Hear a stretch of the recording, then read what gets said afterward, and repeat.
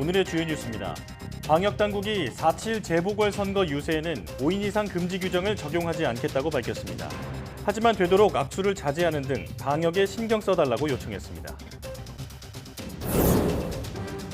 15조 원 규모의 4차 재난지원금 추가 경정 예산안이 국회를 통과해서 이달부터 지급됩니다. 또 코로나19로 영업에 어려움을 겪은 소상공인과 소기업의 전기요금이 최대 절반까지 줄어듭니다. 미국의 코로나19 누적 확진자가 3천만 명을 넘어서며 전 세계 확진자의 24%를 차지했습니다. 미 정부는 백신이 효과를 내고 있다고 밝히면서도 아직 안심할 때가 아니라고 경고했습니다. 코로나19 확진자가 급증하면서 유럽 전역이 몸살을 앓고 있습니다. 프랑스와 벨기에는 봉쇄 조치를 강화했고 독일은 부활절 봉쇄 정책을 발표했다가 하루 만에 취소하는 등 갈팡질팡하는 모습입니다. 휴대전화부터 전기차까지 배터리는 우리 일상의 필수적인 요소가 됐는데요. 스티커처럼 자유자재로 붙일 수 있는 배터리가 있다면 얼마나 편리할까요? 잠시 뒤 과학의 달인에서는 한국에너지기술연구원의 윤하나 연구원과 함께 스티커형 배터리에 대해 자세히 알아봅니다.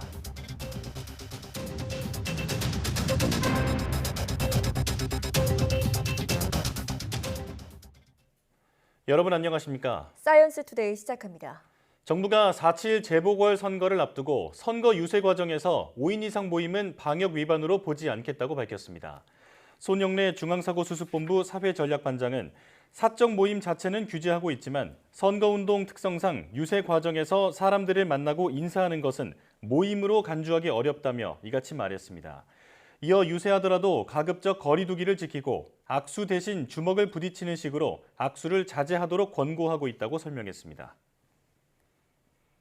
정부는 조금이라도 코로나19 의심 증상이 있으면 반드시 사람 간 접촉을 피하고 즉시 진단검사를 받아줄 것을 당부했습니다. 강도태 중앙재난안전대책본부 1총괄 조정관은 중대본 회의에서 최근 진주의 목욕탕과 청주의 핸드볼 구단에서 안일한 대처가 집단 감염으로 이어졌다며 이같이 말했습니다. 이어 증상이 있는데도 검사받기를 미루면 가족과 동료, 이웃 모두가 위험해진다고 강조했습니다. 또 강 총괄 조정관은 예방접종과 관련해서 백신에 대한 불안감을 조성하거나 왜곡된 정보를 유통하는 행위는 국민의 예방접종 참여를 저해하고 집단 면역으로 가는 길을 어렵게 한다며 결국 모두의 안전을 위협하게 될 것이라고 지적했습니다. 정세균 국무총리가 26일 코로나19 백신 접종을 합니다. 정 총리는 정부 서울청사에서 열린 현안 브리핑에서 문 대통령 부부가 백신 접종을 했고 금요일에는 중대본부장인 자신도 접종할 예정이라고 직접 밝혔습니다. 정 총리는 자신의 이름을 이용해 세균이 백신을 만나면 어떻게 되는지 지켜봐달라는 우스갯소리를 덧붙이며 국민도 안심하고 적극 참여해달라고 당부했습니다. 정 총리는 지난 23일 코로나19 중앙재난안전대책본부 회의에서도 국민이 안심하는 데 조금이라도 도움이 된다면 언제라도 아스트라제네카 백신을 먼저 맞겠다며 접종 참여를 호소하기도 했습니다. 현재 수도권에서는 음식점과 카페 등의 영업시간을 밤 10시로 제한하고 있죠. 코로나19 확산세를 최대한 억제하기 위해서인데요. 대부분 업소는 힘든 가운데서도 정부의 방역 지침을 잘 따르고 있지만 일부 편의점은 이를 교묘하게 피해가며 밤 10시를 넘겨서도 술자리를 제공하고 있습니다. 정현우 기자가 취재했습니다. 편의점 앞에 포장마차 같은 천막이 자리하고 있습니다. 손님들은 이곳에서 맥주와 안주를 즐깁니다. 음식점과 주점 영업 제한 시간인 밤 10시를 넘긴 시간입니다. 발열 검사나 명부 작성도 없이 여럿이 오고 가는 술자리는 아무런 제재 없이 밤 늦게까지 이어집니다. 코로나 이 방역 시스템의 사각지역이고요. 어디 출입을 하게 되면은 QR코드라든가 다 그걸 남기잖아요. 여기 이런 것도 전혀 시스템 안 해놓고 하는 거죠. 하지만 구청 점검에서도 위반 사항 지적은 없다는 게 편의점주의 주장입니다. QR코드나 발열 체크나 그런 거 잘하나요? 그거는 이제 뭐 법적으로 그렇게까지는 안 해도 되고 요 네 가지 상품은 테이크아웃만 반드시 해야 되고요. 그래서 드시면 안 되고 그리고 나머지 상품은 드셔도 되거든요. 밤 10시부터 일부 조리식품 식사를 제한하는 걸 빼곤 편의점은 별다른 방역 지침 제한이 없기 때문입니다.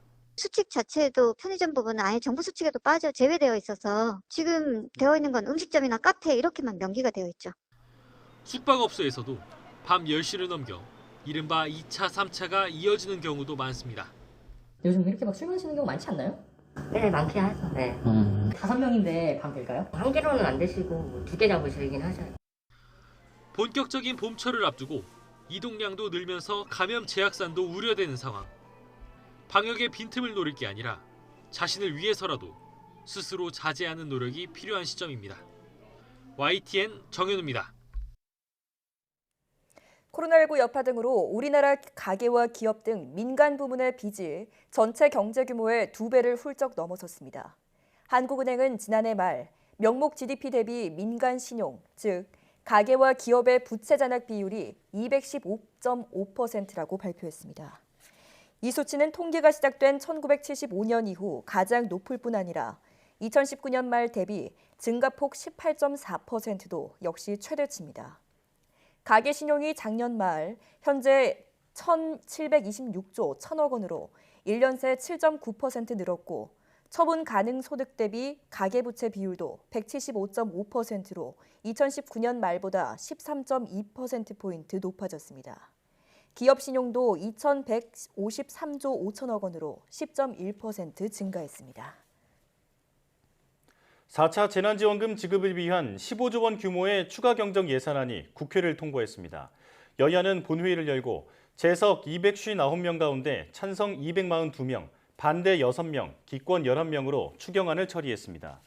우선 코로나19로 매출이 감소하거나 영업 제한과 집합금지 조치로 피해를 본 업종에 100만 원에서 최대 500만 원까지 지원됩니다. 이와 함께 농업에 대한 지원도 확대해 피해를 본 3만 2천 가구에 바우처 방식으로 100만 원을 지원하고 경작 면적이 0.5헥타르에 못 미치는 농가 등 46만 영세 농어민 가구 등에는 30만 원씩을 지원합니다. 추경안을 포함한 4차 재난지원금 규모는 모두 20조 6천억 원 수준으로 이달 말부터 지급이 시작될 예정입니다. 정부가 코로나19로 영업에 어려움을 겪은 소상공인과 소기업의 전기요금을 최대 절반으로 깎아줍니다. 산업통상자원부는 소상공인 전기요금 한시 지원을 위한 추경 예산안이 2,202억 원으로 확정됐다고 밝혔습니다. 산업부는 이 예산안으로 집합금지와 제한 조치를 받은 소상공인과 소기업의 전기요금을 오는 6월까지 3개월간 지원할 예정입니다. 먼저 집합금지 업종 18만 5천 개는 전기요금의 절반을 지원받고 집합 제한 업종 96만 6천 개는 30%를 지원받게 됩니다. 4월부터 전기요금 청구서에서 차감되는 방식으로 진행되며 자세한 신청 절차는 한국전력 홈페이지를 통해 따로 안내할 계획입니다.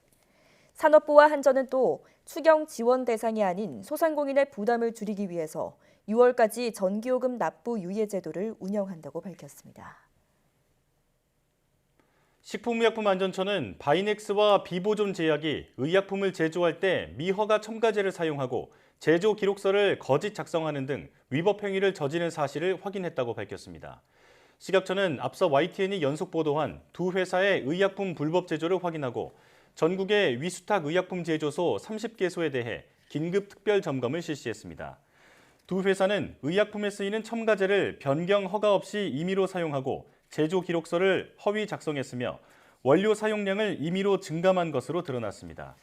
식약처는 위반 행위가 확인된 제품과 동일한 성분의 의약품을 위탁하는 29곳의 관리 감독 소홀 위반 사항도 파악했습니다. 식약처는 재발 방지를 위해 불시 점검을 상시적으로 실시하기로 했으며 의약품 GMP 특별 기획점검단을 신설하고 클린 신고센터도 설치할 계획입니다.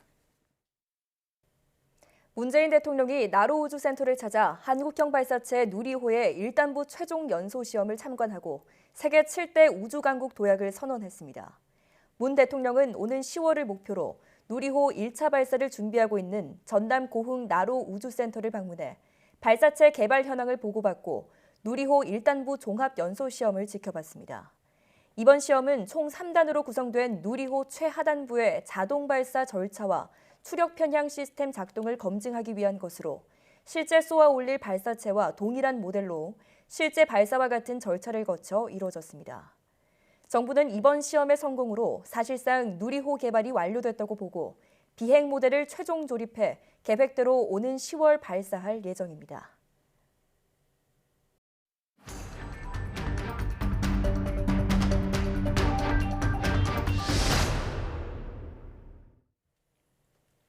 국내 코로나19 신규 확진자가 이틀째 400명 넘게 나오면서 코로나19가 국내에 유입된 지 14개월 만에 누적 확진자가 10만 명을 넘어섰습니다. 자세한 내용 코로나19 브리핑에서 고려대학교 약학대학 김정기 교수와 함께 자세히 알아보겠습니다. 교수님 안녕하십니까? 안녕하세요. 네. 24일 하루 430명의 환자가 나오면서 국내 코로나19 누적 확진자가 10만 276명이 됐습니다.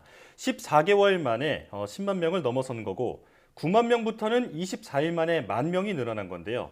증가세가 가파릅니다. 현 추세 어떻게 보십니까?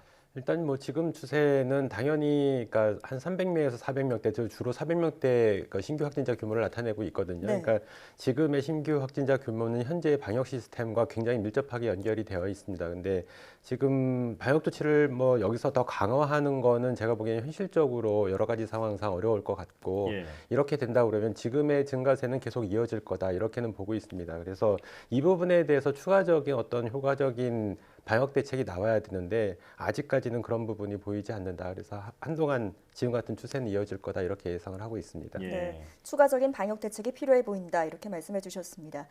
다음 달부터 만 75세 이상을 대상으로 화이자 백신 접종이 시작됩니다. 화이자는 아스트라제네카와 다르게 2차 접종 시 더 큰 면역 반응이 나타나는 것으로 알려졌는데요. 어떤 이유 때문인가요? 글쎄요, 이 부분에 대해서는 뭐 지금 통계 자료의 일부의 경향성을 가지고 의견이 나오는 부분인데 명확히 이 부분을 비교 평가하는 연구들은 향후에 필요하다 이렇게는 보고 있습니다. 네. 기본적으로 화이자하고 아스트라제네카 백신을 비교를 하면 일단 백신 플랫폼 자체가 다릅니다. 그래서 화이자 백신은 RNA 백신 형태고 주로 이런 면역 반응을 유도하는 대표적인 형태가 그 RNA가 깨지기 쉽기 때문에 이걸 감싸고 있는 지질막, 나노 입자 때문에 발생을 하는 거거든요. 그래서 이러한 특성과 그리고 아스트라제네카 백신은 면역 반응을 유도하는 대표적인 이유가 그 아데노바이러스 전달체를 이용하기 때문인데 이 아데노바이러스 자체가 면역 반응을 과도하게 유도를 시키는 특성을 가지고 있습니다. 그러니까 네. 두 가지 다 이렇게 뭐 면역 반응을 과도하게 유도시키는 특성, 그거의 어떤 상대적인 차이다 이렇게 보시면 될 것 같고 실제로 두 가지 종류의 플랫폼을 비교 분석하는 건 향후에 좀 더 연구가 진행돼야지만 비교 분석이 가능하다 이렇게는 보고 있습니다. 예. 백신 형태가 다르기 때문이지만 추가적으로 규명이 더 필요하다 이렇게 말씀해 주셨습니다. 국내 백신 접종이 진행되고 있지만 접종 인원이 아직 전체 인구의 2%도 되지 않고 있습니다. 정부가 목표로 제시한 11월 집단 면역 가능할까요?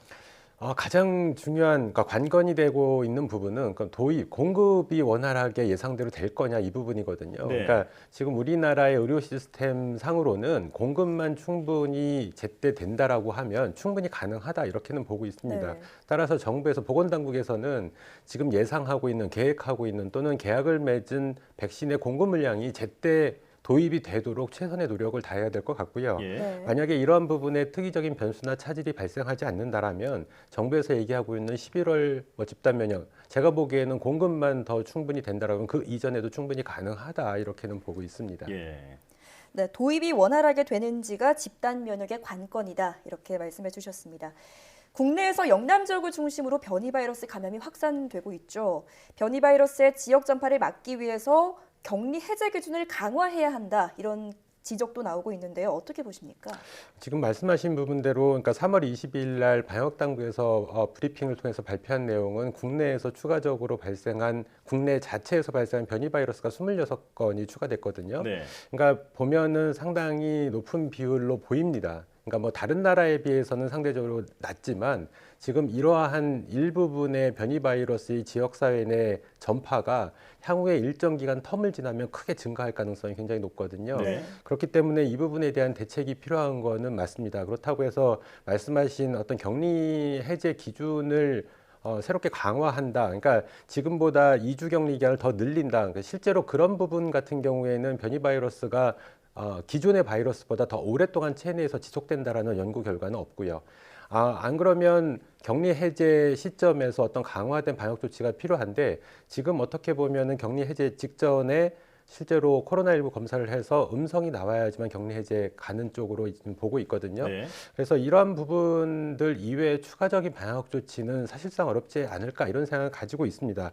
그렇기 때문에 실제로 이러한 어떤 격리 해제 기준을 변경하는 것보다는 또는 강화하는 것보다는 이 변이 바이러스를 손쉽게 진단할 수 있는 진단법 개발이 필요하겠다 이런 생각을 가지고 있거든요. 예. 지금 저 변이 바이러스를 검출하기 위해서 전장 유전체 검사를 하고 있는데 시간이 굉장히 오래 걸립니다. 그래서 이러한 부분들을 빨리 신속하게 확인할 수 있는 진단법 개발이 충분히 가능하고 이러한 부분들에 좀 어떤 노력을 기울여야 되지 않을까 이런 생각을 가지고 있습니다. 예. 네. 변이 바이러스를 진단하는 방법을 개발하는 게 급선무다. 이렇게 강조해 주셨습니다.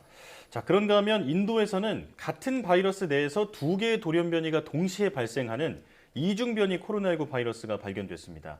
이해가 쉽지 않은데 이중변이 바이러스라는 게 뭔가요? 그러니까 대표적으로 변이 바이러스 우리가 뭐 영국발, 남아공발, 브라질발 이렇게 얘기를 하는데 그 해당 변이 바이러스 내에서도 돌연변이가 일어나는 부위는 여러 개가 존재를 합니다. 근데 네. 우리가 이러한 부분을 종합적으로 이렇게 분석을 해서 그러니까 한 계열, 그래서 리니지라는 말을 쓰는데요. 그러니까 다양한 리니지가 지금 우리가 얘기하는 여러 가지 대표적인 변이 바이러스에도 존재를 하거든요. 네. 그 중에서 지금 말씀하신 인도에서 발생한 이중 변이 같은 경우에는 대표적으로 E484Q라고 하는 변이하고요. 그리고 L452R이라는 변이가 동시에 발견된 건데 이 부분은 그러니까 후자로 말씀드린 452R 같은 경우에는 네. 지난 작년에 11월 달부터 캘리포니아에서 발생하고 있는 변이 바이러스에서 특징적으로 보여주는 변이거든요. 네. 근데 여기 이외에도 말씀드린 E484Q 같은 경우에는 E484K하고 굉장히 유사합니다. 이 부분이 남아공이나 브라질발 변이에서 주로 발생하는 변이인데 이렇게 미국발 변이 바이러스하고 남아공이나 아니면 브라질발 변이에서 보이는 변이가 동시에 발생을 했다. 네. 그러니까 이거 이외에도 다양한 변이가 있는데 대표적인 특징적인 변이가 동시에 나타났다 이런 의미로 보시면 될 것 같고 예. 현재 이러한 이중 변이 바이러스가 어떻게 그러니까 감염력이나 면역 회피 능력이 더 상승한 거냐 이 부분에 대해서 현재 조사 중이거든요. 그래서 향후에 이 부분에 대한 연구 결과는 좀 지켜봐야 될 것 같다 이런 생각을 가지고 있습니다. 네. 네. 변이 바이러스에 대한 이야기를 좀 더 이어가 볼까 합니다. 프랑스 변이 바이러스는 PCR 진단 검사를 무력화하는 것으로 알려졌거든요. 어떤 대응이 좀 필요할까요? 가장 중요한 거는 그러니까 지금 현재는 프랑스발 변이 바이러스가 무점종을 가지고 있지는 않습니다. 그러니까 일부에서 발생을 하고 있는 거고요. 변이 바이러스 중에서 가장 어떻게 보면 많이 퍼져 있는 그러니까 우점종인 게 영국발 변이 바이러스거든요. 네. 그러니까 일단 지금 단계에서는 프랑스발 변이 바이러스가 물론 PCR 진단 법을 무력화시킨다고 해도 아직까지는 큰 문제가 없는데 향후에 프랑스발 변이 바이러스가 점점 확대된다 그러면 이 부분에 대한 어떤 진단법 개발이 필요하거든요. 그렇기 때문에 이 새로운 진단법, 그러니까 기존의 PCR 방법을 회피하는 변이주에 대한 진단법 개발은 필요하고 실제로 그 변이주만 진단을 할 수 있는 어떤 진단법은 의미가 없습니다. 그러니까 네. 다양하게 영국발, 남아공과 브라질발, 지금 말씀하신 프랑스발 변이 바이러스 이렇게 복합적으로 진단할 수 있는 거기 우리가 과학자들이 흔히 얘기하는 멀티플렉스 진단법이라고 얘기를 하거든요. 예. 이게 충분히 과학적으로 가능하고 잘 알려져 있는 기술입니다. 그래서 이런 방법을 사용하는 것도 하나의 방법이다 이런 생각을 가지고 있습니다. 네. 네. 이 변이 바이러스에 맞서려면 진단법을 개발하는 게 급선무다. 다시 한번 강조해 주셨습니다. 지금까지 고려대학교 약학대학 김종기 교수와 함께 코로나19 상황 살펴봤습니다. 교수님 고맙습니다. 감사합니다.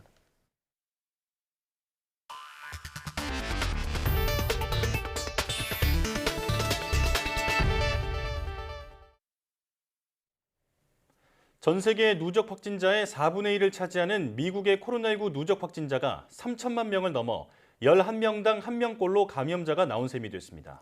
백악관 대응팀은 백신이 효과를 발휘하는 것으로 보고 있지만 아직 안심할 때는 아니라며 방역 조치 준수를 거듭 당부했습니다. 워싱턴 강태욱 특파원의 보도입니다. 로이터 통신이 자체 집계를 근거로 미국의 누적 확진자가 3천만 명을 넘었다고 전했습니다. 전체 인구 3억 2천만여 명을 고려하면 11명 가운데 1명은 감염자인 셈입니다. 전 세계적으로는 누적 확진자의 24%, 누적 사망자의 20%가량을 미국이 차지하고 있습니다.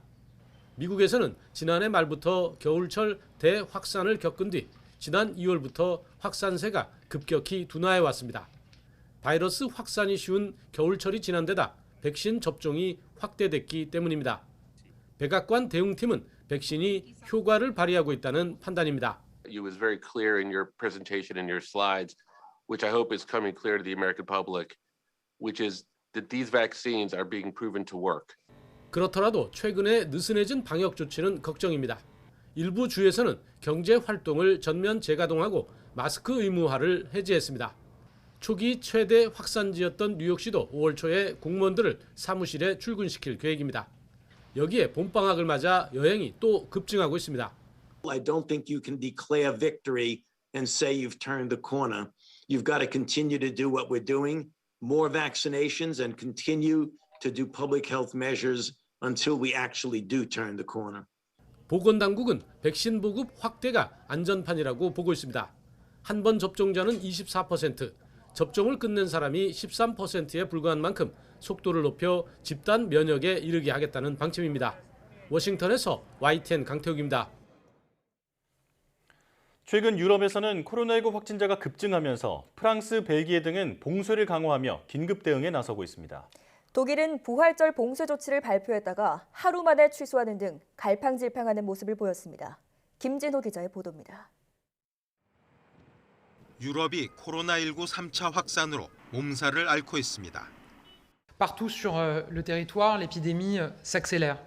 Dans certains territoires, elle augmente même très fortement. 견디다 못한 프랑스는 봉쇄 지역을 추가하는 것을 고려하고 있습니다.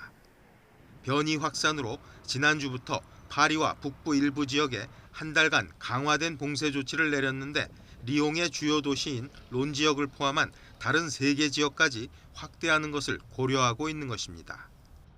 최근 확산세가 가팔라진 벨기에는 총리가 나섰습니다. On a vu que les contaminations doublent pratiquement tous les 2 semaines. On voit que le niveau de circulation du virus est au niveau le plus élevé depuis 4 mois.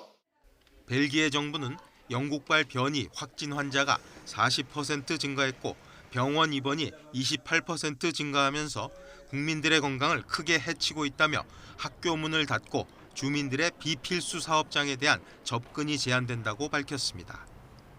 부활절까지 모든 곳에 문을 닫고 모두가 철저히 집에만 머물도록 하는 봉쇄 정책을 발표했던 독일이 이 조치를 하지 않기로 했습니다. 메르켈 총리는 현지 시간 24일 전적으로 내 실수라면서 전날 결정된 부활절 완전 봉쇄는 시간상 실행할 수 없고 비용이 실익을 넘어서 하지 않기로 했다고 밝혔습니다. Dieser Fehler ist einzig und allein mein Fehler. Denn am Ende trage ich für alles die letzte Verantwortung. Das ist qua Amt so, also auch für die am Montag getroffene Entscheidung zur sogenannten Osterruhe. 한때 방역 모범국으로 꼽혔던 독일이 코로나19 3차 확산 속에 백신 접종마저 더디게 이루어지면서 갈팡질팡하는 모습입니다. YTN 김진호입니다. 영국 제약사 아스트라제네카가 미국에서 진행한 코로나19 백신의 3상 임상시험 결과 유증상 감염을 막는 데 76%의 효능을 보였다고 발표했습니다.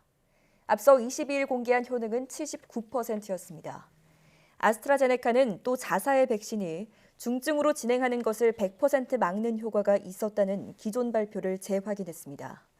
아울러 65세 이상에는 지난 22일 발표 때보다 높은 85%의 예방 효과가 있었다고 밝혔습니다. 앞서 미국 국립알레르기 전염병 연구소는 아스트라제네카가 22일 임상시험 결과를 발표하자 시간이 지난 정보가 포함됐다는 의혹을 제기했습니다. 이에 아스트라제네카는 당시 결과는 2월 17일까지 진행한 시험 결과였다면서 최신 결과 분석을 이번에 새로 공개했습니다. 세계 최대 백신 생산국인 인도가 자국에서 생산된 아스트라제네카 코로나19 백신 수출을 일시 중단한 것으로 확인됐다고 BBC 방송이 보도했습니다.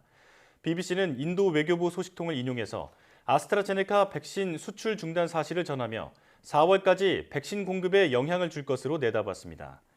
인도는 지금까지 76개국에 코로나19 백신 6천만 회분을 수출했습니다. 인도가 아스트라제네카 백신 수출을 중단한 것은 코로나19 상황이 심각한 데다 다음 달부터 백신 접종 대상 확대로 국내 백신 수요가 급증할 것으로 예상되기 때문으로 알려졌습니다. 인도가 백신 수출을 중단하면서 저소득 국가를 포함해 190개국 이상이 백신을 공급받는 데 차질이 빚어질 전망입니다. 화이자와 모더나가 제조한 코로나19 백신의 효과가 실증적으로 확인됐다는 연구 논문이 나왔습니다. 뉴욕타임스는 현지 시간 24일 미국에서 화이자와 모더나 백신 접종을 완료한 사람들의 코로나19 감염 여부를 추적한 뉴 잉글랜드 저널 오브 메디신 게재 논문 내용을 보도했습니다. 논문은 두 차례에 걸쳐 백신 접종을 마친 텍사스주 댈러스의 사우스웨스턴 메디컬 센터 종사자 8,121명 중 코로나19에 감염된 사람은 단 4명에 불과하다고 밝혔습니다. 또 샌디에이고 캘리포니아 대학병원과 캘리포니아대 의대에서 백신 접종을 완료한 종사자 14,990명 중에선 7명만 코로나19에 감염된 것으로 나타났습니다. 전문가들은 바이러스를 완벽하게 막지는 못했더라도 감염자가 감염 증세에 시달리지 않았다는 것은 백신이 제 역할을 하는 방증으로 볼 수 있다고 평가했습니다. 홍콩과 마카오 정부가 잠정 접종 중단 조치한 제조번호 210-102 화이자 백신의 구체적인 포장 문제가 밝혀졌습니다.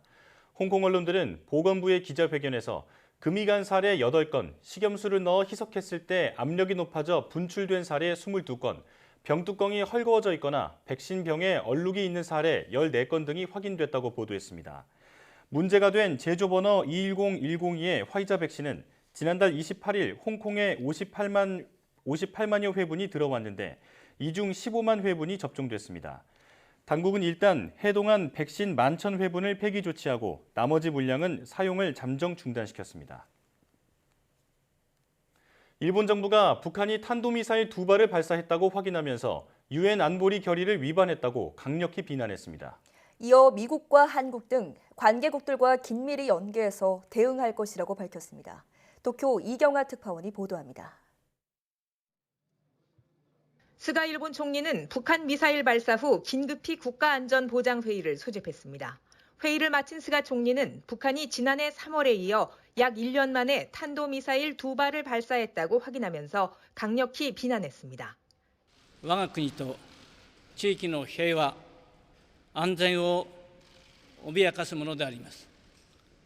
また国連決議違反でもあります。厳重に抗議をし 스가 총리는 특히 다음 달 미국에서 바이든 대통령을 만나 이번 발사를 포함해 대북 정책에 대해 확실히 논의하겠다고 밝혔습니다. 이어 한국과 미국 등 관계국과의 연계를 강조했습니다. 米国や韓国をはじめ関係諸国と緊密連携をし、国民の命と平和な暮らしを断固して守り抜く決意であります。 일본 정부는 북한이 동해상으로 발사한 탄도미사일 2발은 고도 약 100km 이내로 비행해 약 450km를 날아간 것으로 추정했습니다. 또 미사일은 일본의 배타적 경제 수역 밖에 떨어진 것으로 보인다며 일본 항공기나 선박의 피해 사실은 아직 확인되지 않았다고 발표했습니다. 일본 정부 대변인인 가토 관방장관은 이번 미사일 발사에 대해 베이징 외교 경로를 통해 북한에 강력히 항의했다고 밝혔습니다. 가토 장관은 북한의 의도에 대해 단정적으로 말하는 것은 삼가겠다며 현재 한국과 미국을 시작으로 국제사회와 긴밀히 연계해 정보 수집과 분석에 전력을 다할 것이라고 말했습니다. 또 한일 양국 간의 지소미아 협정 등을 통해 필요에 따라 적절히 정보를 공유해갈 생각이라고 밝혔지만 개별 사안에 대해 어떤 정보 교환이 이루어졌는지는 공개할 수 없다고 덧붙였습니다. 도쿄에서 YTN 이경아입니다. 미국 인도태평양 사령부는 북한이 발사한 발사체와 관련해 동맹들과 긴밀히 협의하고 있으며 북한의 불법적 무기 프로그램은 이웃 국가와 국제사회에 제기하는 위협을 보여주는 것이라고 밝혔습니다. 사령부는 성명을 통해 이같이 말하고 동해상으로 발사된 북한 발사체에 대해 인지하고 있으며 상황을 계속 주시할 것이라고 덧붙였습니다. 인도태평양 사령부는 북한의 발사체에 대해 미사일이라고 표현했지만 탄도미사일인지와 사거리가 어느 정도인지 등에 대해서는 구체적으로 설명하지 않았습니다. 일본 정부는 탄도미사일로 규정하고 북한의 이번 발사는 유엔 안전보장이사회 결의 위반이라고 맹비난했습니다.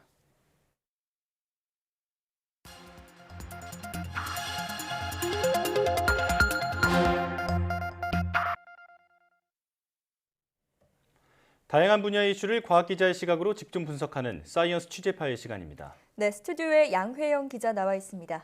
어서 오십시오. 네, 안녕하세요. 네, 오늘은 어떤 소식 전해주실까요? 네, 지난달 18일이었죠. 화성 예제로 충돌구에 착륙했던 미 항공우주국의 화성 탐사 로봇인데요. 퍼서비어런스가 본격적인 탐사 활동을 시작하고 있습니다. 오늘은 이에 대한 자세한 이야기 좀 나눠보도록 하겠습니다. 네, 퍼서비어런스 인내심이라는 뜻인데 네. 저희가 생생한 착륙 장면과 함께 희미한 소리였지만 화성의 바람 소리도 들려드린 적이 있잖아요. 네, 맞습니다. 희미하게 깃발이 펄럭이는 것 같은 소리를 저희가 공개를 해서 함께 보도를 해드린 적이 있었는데요. 네. 그런데 나사가 지난주에 또 다른 화성 소리를 공개를 했습니다. 우선 같이 들어보면서 이야기 나눠보겠습니다.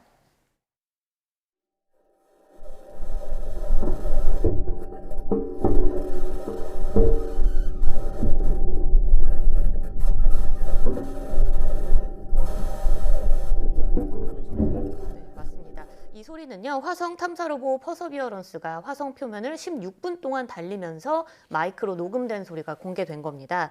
이 나사는 공개된 녹음 파일에 대한 설명을 붙일 때요, 이 작은 소음은 퍼서비어런스의 바퀴가 조작할 때 나는 기계음이었고, 큰 소음은 이 퍼서비어런스의 바퀴가 화성 바위에 부딪히면서 나는 소리다, 이렇게 추정을 하면서 설명을 했어요. 예. 네. 그렇다면 바퀴에 부딪히는 소리가 좀 꽤 크네요. 네, 그렇죠. 이 퍼서비어런스 바퀴가 이 검정색으로 되어 있기 때문에 실제로 이제 고무 재질이 아닐까 이렇게 생각하기가 쉬운데요. 실제로는 알루미늄으로 만들어져 있다고 합니다. 예. 게다가 이 바퀴 표면에 이 징이 박힌 축구화처럼 아주 뾰족한 모양의 돌기가 48개나 박혀 있다고 합니다. 그래서 이 거친 화성 표면을 달리면 매우 시끄럽다고 합니다. 예. 네, 저는 고무에서 어떻게 저런 소리가 날까 했는데 알루미늄이었군요. 소리를 들어봐서는 퍼서비어런스가 이동 중이라는 건데 어디로 가고 있는 건가요? 네, 이 퍼서비어런스가 착륙 지점이 예제구 충돌구라고 아까 말씀드렸는데 그 주위를 돌고 있었던 겁니다. 이유는 이 퍼서비어런스에 함께 실려있던 소형 헬리콥터 인지뉴이티를 날리기 위한 곳을 물색하기 위해서인데요. 네. 이 나사는 인지뉴이티를 이용해서 인류 최초로 지구가 아닌 행성에서 날개를 이용한 비행을 시도할 예정이라고 합니다. 미국 현지 시각으로 지난 23일에 나사는 인지뉴이티의 비행 계획과 함께 첫 화성 비행장 위치를 공개했는데요. 이 사진을 함께 보시면서 또 설명드리겠습니다. 예. 지금 보시는 곳이 퍼서비어런스에 달려있는 카메라가 찍은 화성의 비행장 모습입니다. 네, 그냥 지구에 있는 어떤 사막이 아닐까 이런 생각이 드는데요. 네, 이 바닥이 굉장히 고르고 중간에 바위가 박혀 있는 모습을 볼 수 있는데요. 네. 네, 인지뉴이티가 날기 위해서는 AI 기반의 내비게이션 카메라가 비행 중 위치를 파악하기 위해 바닥의 음영이 어느 정도는 필요하고요. 이 퍼서비어런스가 착륙 직후에 이제 며칠 동안 그래서 주변을 돌면서 어디가 제일 적정할까 이렇게 위치를 찾아봤는데 최종적으로 선정된 이 화성 비행장은 착륙한 지점에서 약 60m 떨어진 곳에 이 비행장을 정했다고 합니다. 전문가의 설명 직접 들어보겠습니다. And we've additionally been working with the rover team to identify the perfect site for the helicopter that should be flat with not too many big rocks on it, but also good texture so our navigation cameras can find their way across the surface. 착륙 지점에서 60m라고 하셨잖아요. 네. 정말 가까운 곳에 비행하기 적합한 곳이 있었다니까 정말 행운이다 이런 생각이 드는데 네. 그렇다면 인지뉴이티의 첫 비행은 언젠가요? 네, 우선 나사는 다음 달 8일 이후에 첫 비행을 시도한다고 밝혔습니다. 그럼 첫 비행까지 아직 시간이 좀 남았다는 건데 네. 비행 전까지 어떤 작업들이 좀 남았나요? 네, 이 퍼서비어런스에 실려있는 인지뉴이티를 분리하는 일이 굉장히 조심스럽다고 합니다. 네. 우선 화성 표면에 이 인지뉴이티를 내려놓는 데만 화성 시간으로 6일, 그러니까 지구 시간으로 바꾸면 6일하고도 4시간이 무려 걸린다고 하는데요.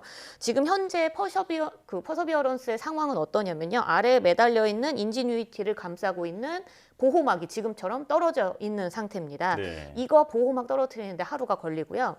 인지뉴이티의 기계팔이 지금처럼 한 90도가 펼쳐지는 게 이틀째 일어나는 일입니다. 예. 그리고 한 번 더 벌어져서 90도를 한 번 더 펴지는 게 3일째 일어나면서 착륙에 하기 좋은 자세로 조정이 되고요. 4일째 되는 날에는 나머지 다리 2개가 다시 떨어지면서 착륙 준비를 하고요.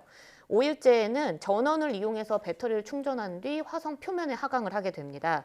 그러면 이 화성 표면에 4개의 다리가 다 잘 내려와 있는지를 확인한 다음에 퍼서비어런스가 5m 후진을 하면서 인지뉴이티가 잘 날 수 있도록 위치 조정을 하게 되는 겁니다. 예. 비행 준비가 완료된 인지뉴이티는요, 2개의 로터를 이 분당 2,537회 회전을 하면서 초당 1m 속도로 상공에 뜨게 된다고 하고요. 네. 이후 화성 표면에서 최대 3m까지 올라간 다음에 30초 정도 제자리를 유지하면서 호버링을 하면, 그리고 난 다음에 화성 표면에 다시 착륙을 시도하게 된다고 합니다. 이렇게 첫 시험 비행에 성공을 하게 되면 관련 영상을 지구로 보낼 계획이고요. 인지뉴이티가 실제 임무에 들어가게 되는 거는 지구 시간으로 최대 31일, 한 달 정도 진행될 계획이라고 합니다. 예. 네. 세상에서 가장 조심스러운 비행이 아닐까, 네, 이런 생각이 드는데요. 네. 자, 그렇다면 인지뉴이티의 비행은 어떤 의미가 있나요?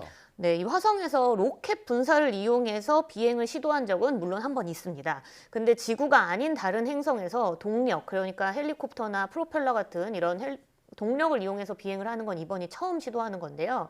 1903년이죠. 지구에서 라이트 형제가 동력 비행에 처음 성공한 이후 118년 만에 다른 행성에서 동력 비행을 시도하는 셈입니다. 예. 인지뉴이티가 이를 기념하기 위해서 실제로 라이트 형제의 첫 동력 비행을 이뤘던 비행기 날개 일부분 천조각이 인지뉴이티에 또 들어갔다고 하니까 화성에서의 첫 비행 자체가 굉장히 큰 의미가 있다고 볼 수 있습니다. 예. 네. 무게가 단 1.8kg밖에 안 되는 소형 헬리콥터가 로켓 발사와 또 화성 착륙 과정에서 살아남는다는 게 쉬운 일은 아니잖아요. 네.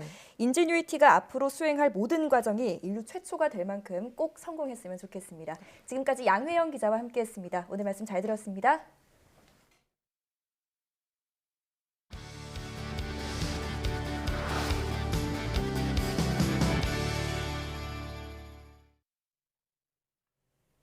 휴대전화부터 전기차까지 배터리는 다양한 전자기기에 사용되고 있습니다. 최근엔 플렉서블 웨어러블 기기가 등장하면서 휘어지는 배터리도 나오고 있는데요. 이런 가운데 스티커처럼 탈부착이 가능한 배터리를 개발한 분이 있습니다. 네, 오늘 과학의 달인에서는 배터리에 두껍고 딱딱하다는 편견을 깬 한국에너지기술연구원 변환저장 소재연구실 윤하나 책임연구원을 만나봅니다. 어서 오십시오. 안녕하세요. 네.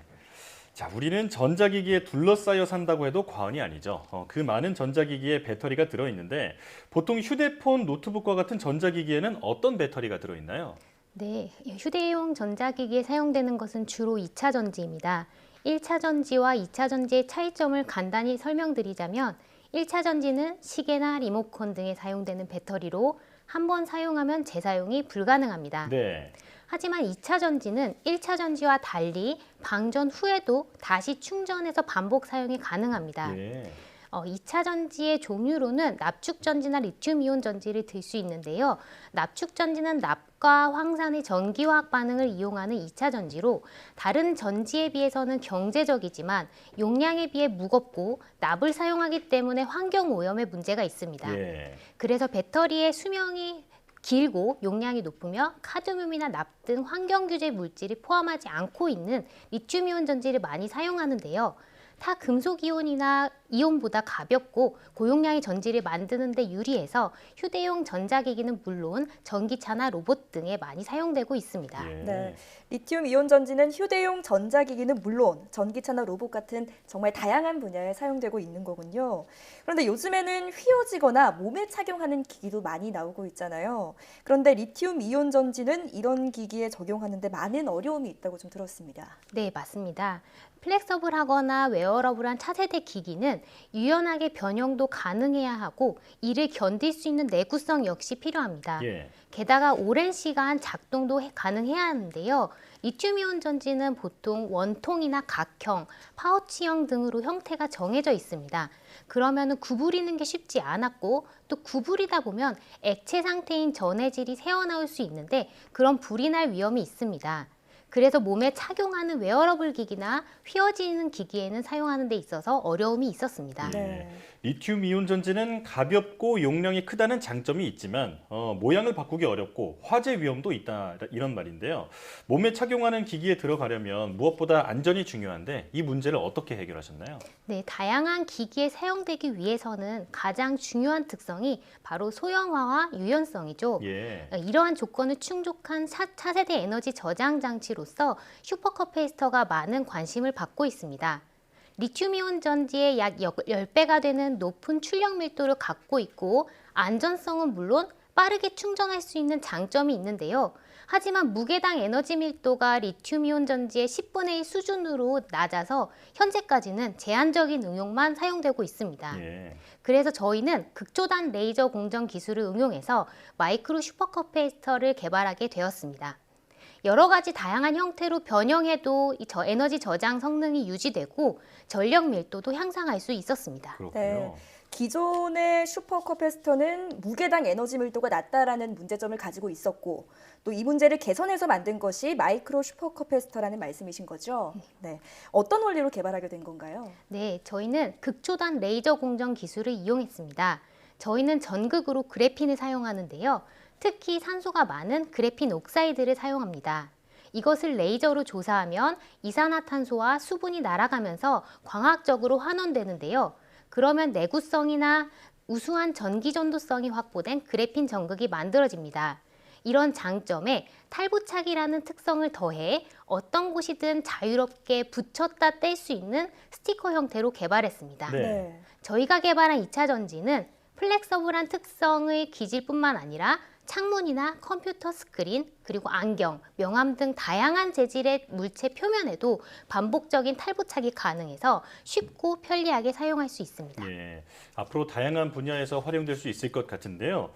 그런데 스티커도 뗐다 붙였다를 반복하면 접착력이 떨어지잖아요. 이 스티커 배터리도 자주 사용하면 접착력과 성능이 떨어지지 않을까 걱정되는데 어떤가요? 네, 맞습니다. 가장 중요한 질문 중 하나인데요.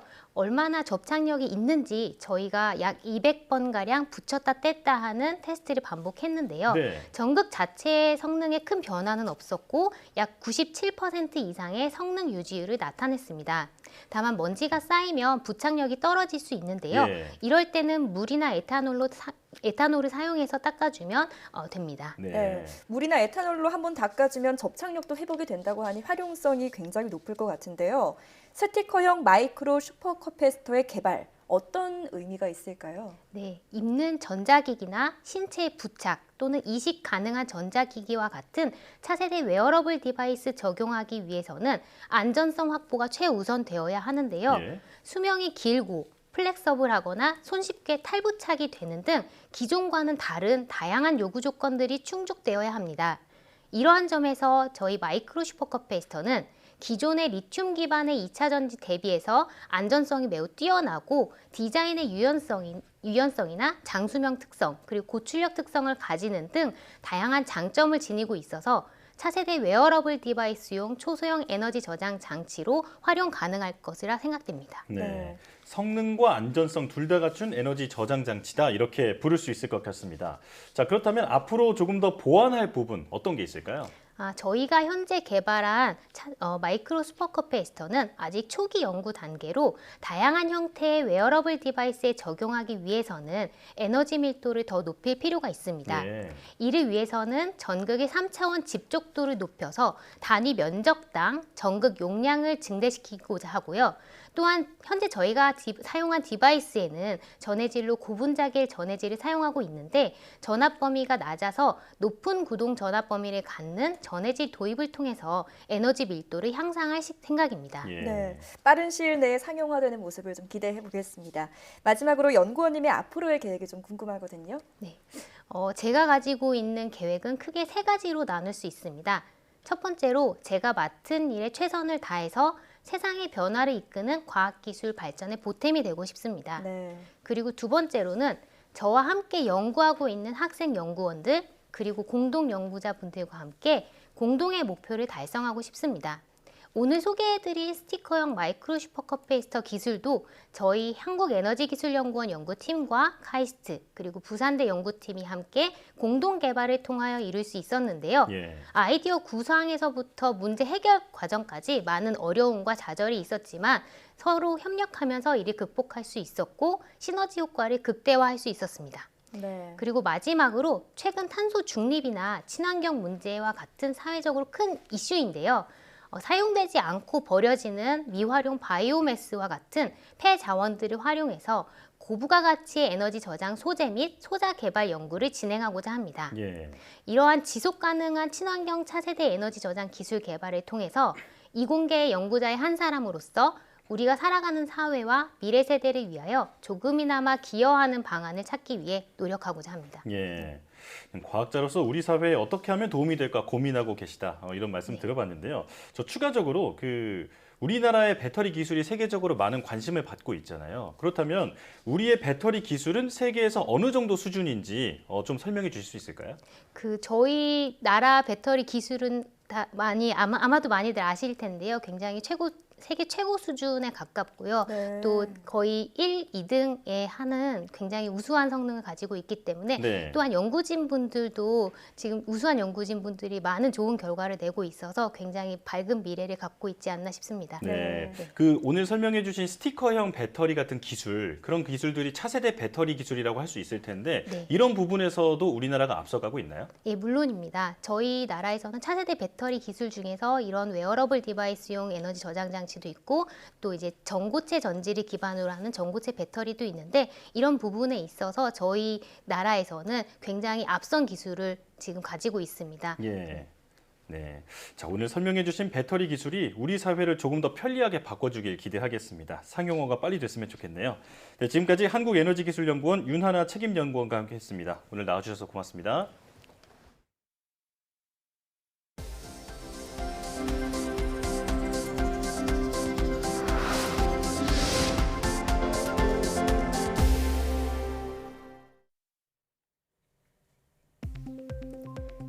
코로나19 환자의 40%는 코로나19에 재감염될 가능성이 있다는 연구 결과가 나왔습니다. 미 듀크 앤 US 미 의대 연구팀은 싱가포르의 코로나19 환자 164명을 관찰한 결과 이 가운데 12%는 중화 항체가 전혀 생성되지 않았고 27%는 중화 항체가 생겼다가 곧바로 줄어들었다고 밝혔습니다. 나머지 60%는 감염 후 6개월간 일정 수준의 항체를 유지하거나 항체가 천천히 감소했다고 덧붙였습니다. 연구팀은 코로나19 환자의 40% 정도가 재감염 가능성이 있다는 의미라며 항체 지속 기간은 개인 편차가 매우 커서 환자별 모니터링을 강화해야 한다고 당부했습니다. 국내 연구팀이 백신의 효능을 높여줄 항원 보강제 어주번트를 개발했습니다. 한국화학연구원 한수봉 김미현 박사 연구팀은 백신이 세포에 침투할 때 면역 반응이 더 잘 일어나도록 도와주는 항원 보강제를 개발했다고 밝혔습니다. 항원 보강제는 실제 바이러스 RNA보다 분자량은 적지만 체내에서 바이러스 RNA와 같은 역할을 해 인체 면역 반응을 활성화합니다. 연구팀은 생쥐 실험에서 항원 보강제의 효능을 확인했으며 상업화를 위해 중앙백신연구소에 기술 이전했다고 밝혔습니다. 60, 70대 여성은 체중이 많이 줄어들수록 치매 위험이 크다는 연구 결과가 나왔습니다. 서울 아산병원 김영식, 강서영 교수 연구팀은 60세에서 79세 여성 4만여 명을 분석한 결과 2년간 체질량 지수 감소폭이 크면 그렇지 않은 경우보다 알츠하이머 치매 위험이 1.5배까지 높아졌다고 밝혔습니다.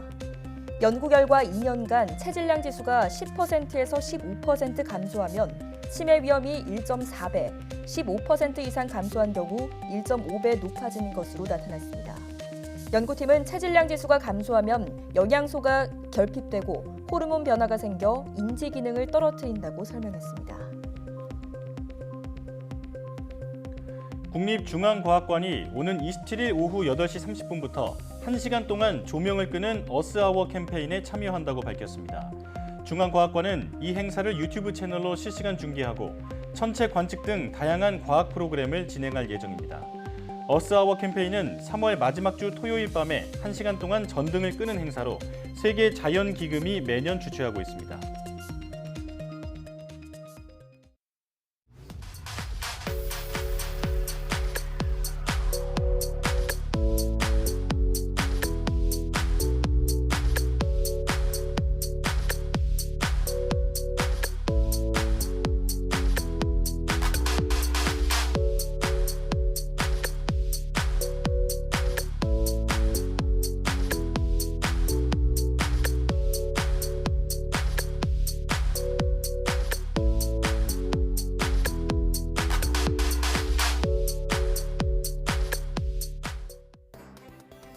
$15조 원 규모의 추가 경정 예산이 국회를 통과하면서 다음 주부터 4차 재난지원금 지급이 시작됩니다.